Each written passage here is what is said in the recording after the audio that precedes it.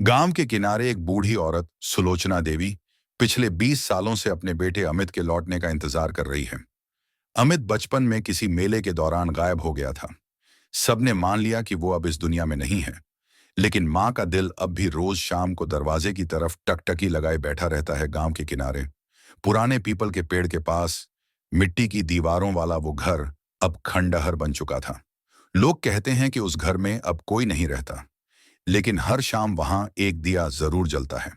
वो दिया जलाती हैं सुलोचना देवी, उम्र 80 के करीब, लेकिन आंखें अब भी जवान, उस उम्मीद में कि उसका बेटा अमित कभी ना कभी लौटेगा। 20 साल पहले मेले में उसका अमित खो गया था। लोगों ने कहा, दादी भूल जाओ, बच्चा अब नहीं रहा। लेकिन सुलोचना ने हर त्योहार पर हलवा बनाया, हर जन्मदिन पर दरवाजे पर दिया जलाया। गांव के बच्चे हंसते, जवान लोग ताने मारते, लेकिन बूढ़ी माँ ने हार नहीं मानी। उसका हर दिन सूरज के उगने के साथ बेटे के लौटने के ख्वाब से शुरू होता और रात ढलते ढलते आंसुओं में डूब जाता। फिर एक दिन गांव की वीरान गलियों में एक चमचमाती गाड़ी आकर रुकी। गाड़ी से उतरा आदित्य वर्मा। शहर से आया अपनी डॉक्यूमेंट्री फिल्म के लिए गांव की कहानियां इकट्ठा करने।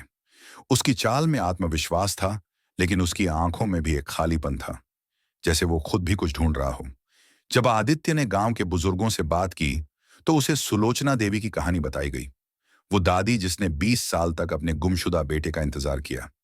आदित्य को ये कहानी कुछ अजीब सी लगी, कनेक्ट होती हुई, जैसे उसके अतीत से जुड़ी हो।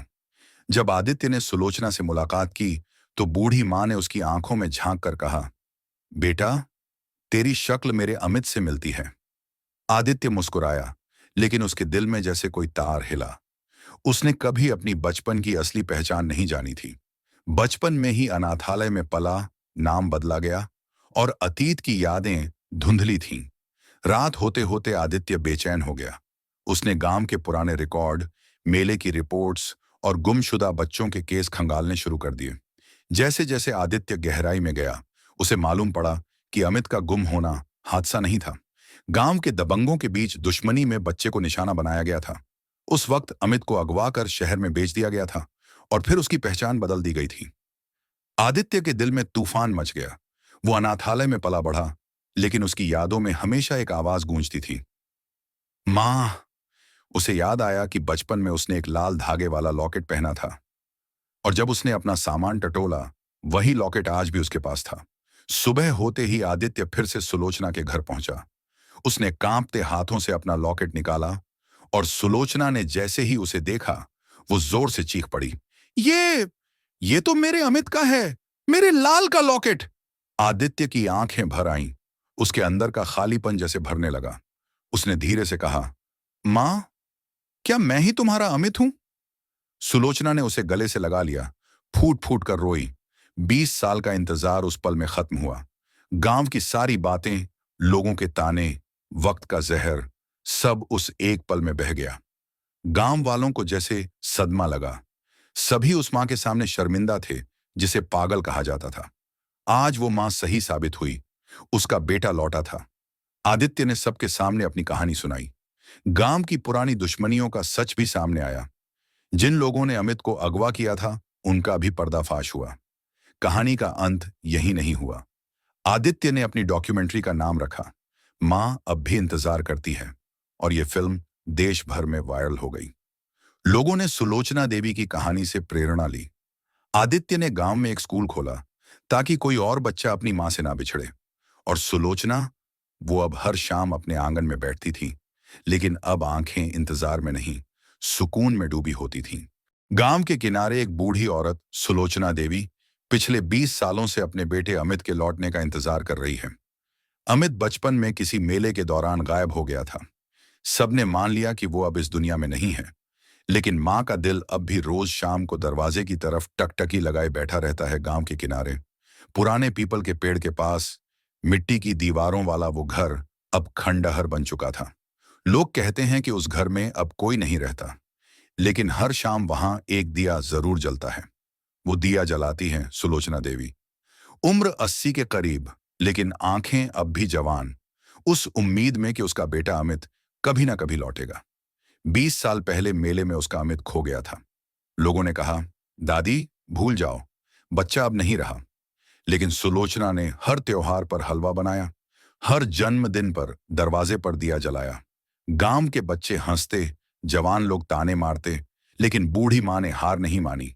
उसका हर दिन सूरज के उगने के साथ बेटे के लौटने के ख्वाब से शुरू होता और रात ढलते ढलते आंसुओं में डूब जाता। फिर एक दिन गांव की वीरान गलियों में एक चमचमाती गाड़ी आकर रुकी। गाड़ी से उतरा आदित्य वर्मा। शहर से आया अपनी डॉक्यूमेंट्री फिल्म के लिए गांव की कहानियां इकट्ठा करने। उसकी चाल में आत्मविश्वास था, लेकिन उसकी आंखों में भी एक खालीपन था, जैसे वो खुद भी कुछ ढूंढ रहा हो। जब आदित्य ने गांव के बुजुर्गों से बात की तो उसे सुलोचना देवी की कहानी बताई गई। वो दादी जिसने 20 साल तक अपने गुमशुदा बेटे का इंतजार किया। आदित्य को यह कहानी कुछ अजीब सी लगी, कनेक्ट होती हुई, जैसे उसके अतीत से जुड़ी हो। जब आदित्य ने सुलोचना से मुलाकात की तो बूढ़ी मां ने उसकी आंखों में झांक कर कहा, बेटा, तेरी शक्ल मेरे अमित से मिलती है। आदित्य मुस्कुराया, लेकिन उसके दिल में जैसे कोई तार हिला। उसने कभी अपनी बचपन की असली पहचान नहीं जानी थी। बचपन में ही अनाथालय में पला, नाम बदला गया और अतीत की यादें धुंधली थीं। रात होते होते आदित्य बेचैन हो गया।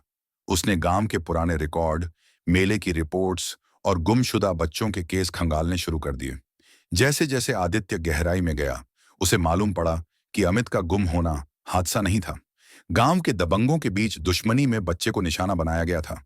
उस वक्त अमित को अगवा कर शहर में बेच दिया गया था और फिर उसकी पहचान बदल दी गई थी। आदित्य के दिल में तूफान मच गया। वो अनाथालय में पला बढ़ा, लेकिन उसकी यादों में हमेशा एक आवाज गूंजती थी, मां। उसे याद आया कि बचपन में उसने एक लाल धागे वाला लॉकेट पहना था और जब उसने अपना सामान टटोला, वही लॉकेट आज भी उसके पास था। सुबह होते ही आदित्य फिर से सुलोचना के घर पहुंचा। उसने कांपते हाथों से अपना लॉकेट निकाला और सुलोचना ने जैसे ही उसे देखा, वो जोर से चीख पड़ी, ये तो मेरे अमित का है, मेरे लाल का लॉकेट।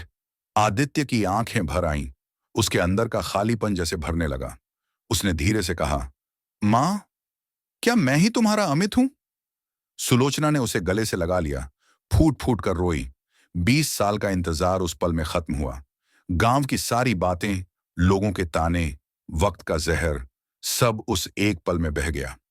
गांव वालों को जैसे सदमा लगा। सभी उस मां के सामने शर्मिंदा थे, जिसे पागल कहा जाता था।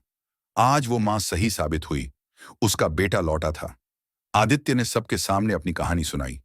गांव की पुरानी दुश्मनियों का सच भी सामने आया। जिन लोगों ने अमित को अगवा किया था, उनका भी पर्दाफाश हुआ। कहानी का अंत यही नहीं हुआ। आदित्य ने अपनी डॉक्यूमेंट्री का नाम रखा, मां अब भी इंतजार करती है, और यह फिल्म देश भर में वायरल हो गई। लोगों ने सुलोचना देवी की कहानी से प्रेरणा ली। आदित्य ने गांव में एक स्कूल खोला ताकि कोई और बच्चा अपनी मां से ना बिछड़े। और सुलोचना, वो अब हर शाम अपने आंगन में बैठती थी, लेकिन अब आंखें इंतजार में नहीं, सुकून में डूबी होती थीं।